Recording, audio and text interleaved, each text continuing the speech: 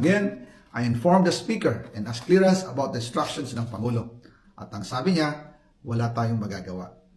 Kaya po nagtataka ako kung bakit sinasabi ni Pangulo na hindi niya makilala ang budget.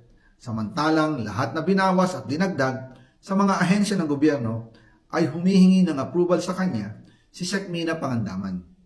Bago namin ginawa o tinapos ni Senator Chis Escudero during the BICAM. Sinabi pa ni Sec. Mina, everything is cleared with the President. Basta importante, pasok ang pondo na request ng Pangulo. The following day, sinabi ni Sec. Mina, approve na si Presidente BBM sa lahat na binawasan na ahensya. Masaya na ang Pangulo dahil naipasok ang gusto niyang 100 billion insertion. Wala pong perang napunta sa akin.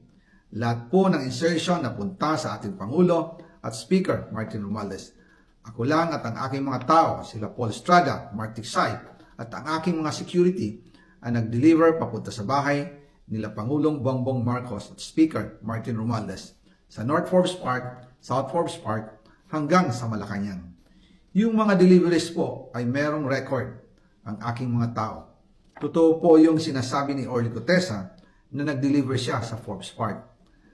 Totoo din po ang sinasabi ni Orly Gutesa na nag-deliver siya sa Malacanang nung siya ay nasa Senado.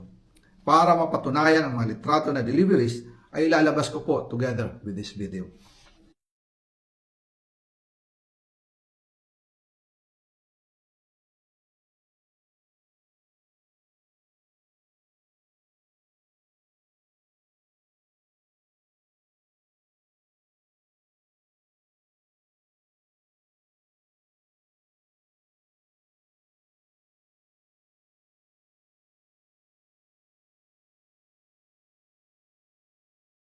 After po ng approval ng budget sa General Appropriations Act of 2025, nagtanong po ako sa DPWH kung magkano ang kailangan na ibigay sa Office of the President o ang SOP na bigayan. Ang sinagot sa akin ay 25%. Ang ibig sabihin nito, 25% ng 100 billion ang SOP na kailangan ibigay kay BBM mismo. In total, 25 billion ang napunta kay Pangulong Bongbong Marcos. Kaya ngayon ay hinahamon ko si Ombudsman Remulla kung seryoso talaga siya sa mga sinasabi niya sa kanyang press release na idadamay niya pati si Martin Romualdez kung magbibigay ako ng ebidensya. Patunayan niya ngayon ang pronouncement niya.